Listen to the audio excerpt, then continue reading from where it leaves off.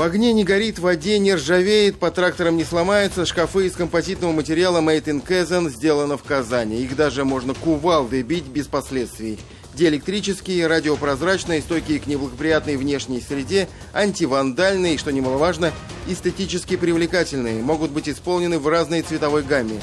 Отличная альтернатива металлическим электротехническим шкафам, говорит коммерческий директор фирмы-производителя Мансур Сафин. Собственно, с этого и начиналась и история этого производства, и история этого бизнеса, который пока единственный такой в России. Известная строительная компания, которая занимается в том числе и электромонтажом, долго искала замену традиционным металлическим шкафам, которые буквально за год теряли товарный вид. Искали что-то неподверженное коррозии и агрессивным химическим реагентам. Замену нашли, и нашли правильно, за рубежом. Сначала в Польше, затем в Турции, а потом решили делать у себя. Из своего же сырья материал разработали совместно с предприятием «Татнефть Пресскомпозит» на своих же станках. 100% отечественный продукт по цене гораздо ниже польского шкафа и сопоставимый с турецким аналогом, по качеству значительно выше и того, и другого. Средний срок эксплуатации 30 лет, если физически никаких повреждений не было, там машина сбила или еще что-то. Оборудование довольно универсальное и позволяет изготавливать совершенно разные изделия. Данные шкафы пользуются спросом, в том числе их заказывают крупные электросетевые компании. Но что-то подобное может быть интересно тем же нефтяникам, говорит Мансур Сафин. Сейчас компания из Казани прорабатывает возможность внедрения своей продукции на линиях метрополитена.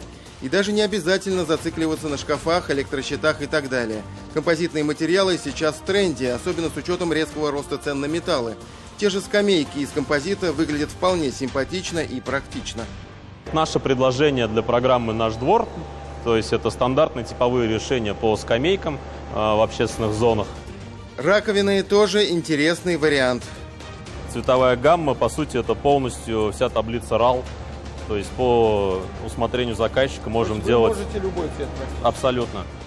На первый взгляд все просто, даже очевидно. Увидели сферу применения, оценили рынки сбыта, разработали технологию, вложились в оборудование, запустили производство. Получился успешный проект и пример импортозамещения.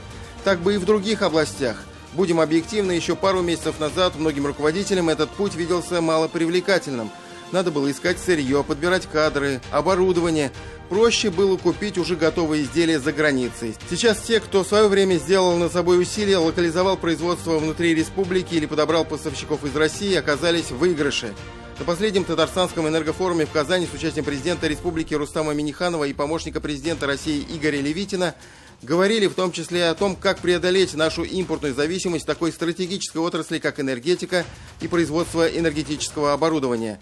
Положение непростое, признал Левитин, есть проблемные позиции, но есть и удачный опыт того же Татарстана. К нему следует повнимательнее присмотреться. Мы уже рассказывали, как в республике практически с нуля формируется кластер по производству оборудования в энергетике. Интеллектуальные приборы учета, производители электрозаправок, другое электротехническое оборудование с локализацией в Татарстане.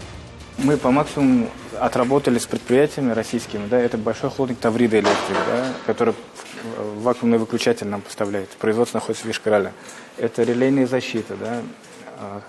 Производители у нас есть в Чебоксарах, есть в Санкт-Петербурге, да. Можно смело сказать, что на 95% это ячейка из отечественных комплектующих. Задача стоит на 90% полностью перейти на компоненты российского производства. Насколько это реально? Реально, на сегодняшний день не видим проблем в этом. То есть работаем. Уже есть ряд заказов, которые, можно сказать, состоят на 100% из отечественных. Это и технологическое оборудование, это и схемотехника, это и наша же разработанная печатная плата, это дизайн самого прибора учета, это применение электронных компонентов.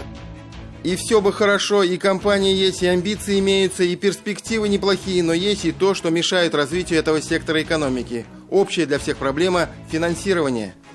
Идешь просить деньги для выполнения оборотных средств, да, для выполнения заказов, да, так сроки рассмотрения 3 месяца. За 3 месяца я уже должен контракт собрать. Еще потом по 25 дают. И еще по 25 дают. Все заказы, они очень долгие, то есть, да, некоторые производства заказов занимают 4-5 месяцев.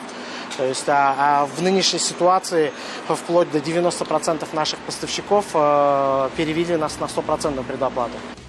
Эту проблему с финансированием нужно снимать как можно быстрее. Как? Свои предложения внес и Рустам Минниханов. Одним из факторов, сдерживающих энергосберегающие проекты, предприятий является повышение ставок по кредитам.